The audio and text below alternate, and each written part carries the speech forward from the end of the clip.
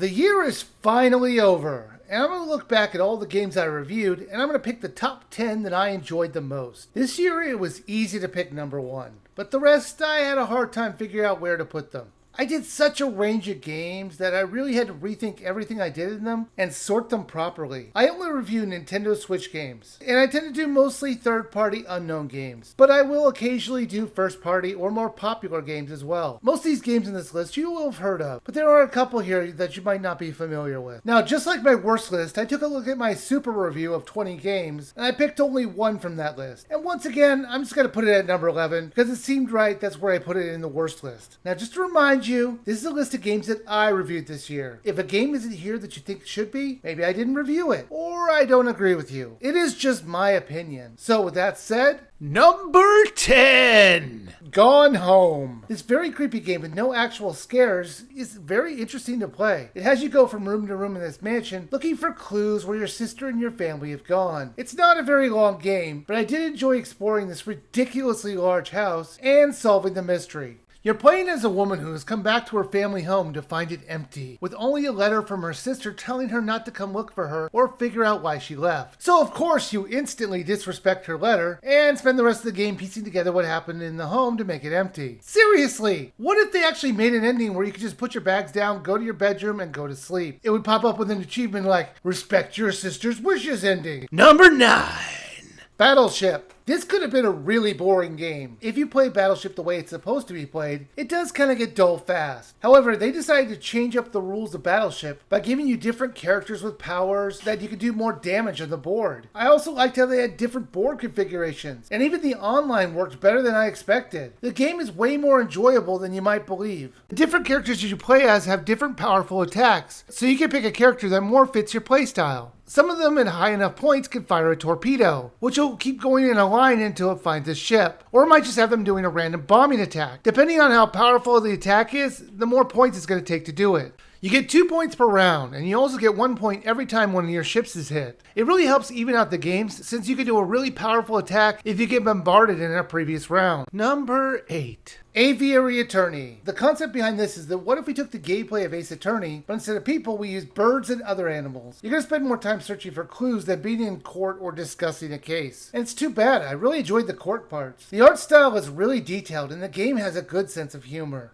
They give you a certain amount of days to find all the evidence. Oftentimes you just go to one location and it will take up the whole day. This might make sense if they're talking to a bunch of people, but often it's just you spend 5 minutes there and you're done. What do they do with the rest of their day? Now, on most of the cases, you can't lose at these parts, or at least I never did. That changes on case 3, where you have to get 3 different things with 1 or 2 days to spare. If you miss something or do it out of order, you're gonna need to reset the days or lose the best ending. Number 7. The Tourist. This is an adventure vacation game. You will go from island to island, uncovering the secrets in it. While the platforming might be a little bit loose, since you can't die, it's really not that big a deal. It was interesting to see what each island might have you do in it, while keeping the believability that you might use these places as tourist spots. In addition to the monument quests, there are side objectives on each of the islands, like getting a party started, or getting into a club, or going down a mine to get diamonds. These were helpful in getting the money that you're going to need in order to get upgrades to your skills, like being able to run or double jump. There is a camera that is available, and you're going to want to buy it right away, as they give you the most amount of money for the quests that they send you on. Number 6.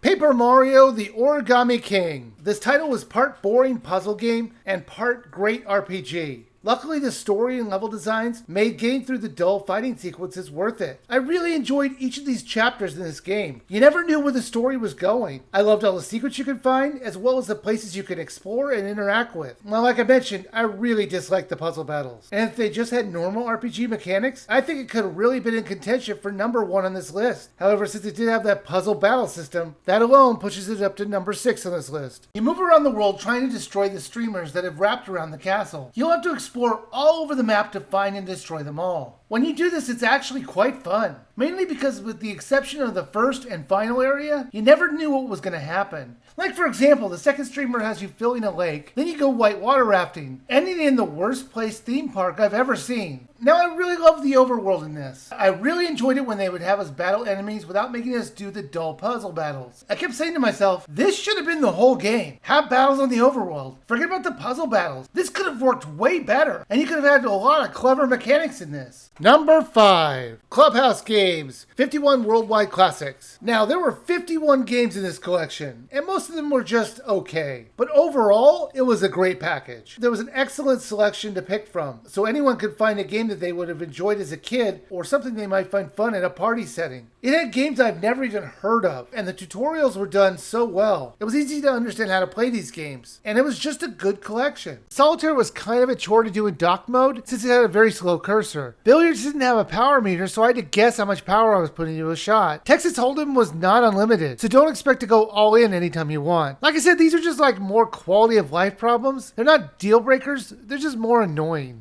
Bowling, as fun as it was, is very broken. I was able to get a perfect game after about 8 tries. Once I figured out where to stand and how to consistently throw it, I was missing very rarely. I was getting high 200s until I achieved my perfect game. Also, it felt like the lane was too small. This might not be true in proportion, but it didn't look like it was long enough. Number 4. Firewatch. I came into this game with little to no knowledge of what was going to happen. The only thing I really heard was that it was a walking simulator. And I assumed with the title, we'd be running from fire most of the time. And I was actually quite amazed that that actually never happened. Imagine my surprise when it turned into a mystery game, which had me hooked until the very end. There is a fire in this game, but honestly, for most of the title, they couldn't care less about it. They were miles and miles away from civilization, and the fact that there was a fire not that far away, and they were not freaking out about it, was kind of weird. How is it these two people are not evacuated from their fire lookouts until almost the end of the game? This was just the biggest leap in logic I couldn't actually get behind. It didn't make a lot of sense. Number 3. Jenny LeClue, Detective-oo. This is sort of a point-and-click adventure game, but it's very limited in that regard. It always focused more on story, and the point-and-click sections were always contained to a small area, and they were very easy to figure out. I loved almost everything in this title, from the voice acting, the humor, and the way it had you solve the many mysteries they threw at you. This is the one I eventually picked as my number 2 pick, went back and forth on which one was going to be the runner-up spot. It was hard to decide as they were both great games. In the end, I decided that since it wasn't really a finished story, and it ended on a cliffhanger, even though it was incredibly fun and everyone should play it, it deserved to be number 3. Usually Jenny's adventures are like minor crimes like stolen money, missing pets,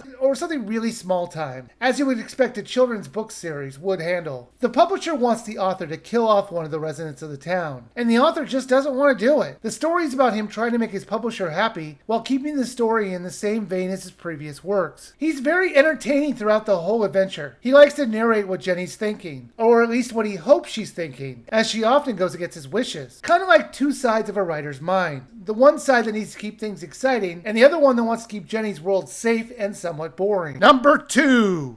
To the Moon. This game is phenomenal. It'll make you laugh and cry, and it does it by having you do some of the most simplistic searching and exploring. This was actually the second time I played this. I originally played it and its sequel on the PC. I loved it so much when they remade the game with better graphics and ported it to the Switch, I bought it on day one. And even the second time around, it was still wonderful to experience. The story is about a dying patient who wants to go to the moon for some reason. I'm not being coy. That's actually the explanation they give you when they start out. He wants to go to the moon, he just doesn't know why. He just has an overwhelming urge to do it. So it's the job of these two technicians to travel through his memories to find the right place to implant the memories to make him get his desired ending. In his case, becoming an astronaut and going to the moon. And unlike AI the Somnium Files, he actually gave consent for them to go in his mind. I know this might sound like it could be really depressing, and for the most part, it's really not. One of the technicians that you're following is constantly joking around, and the other one is a little bit more straight-laced, but it was still fun to interact with.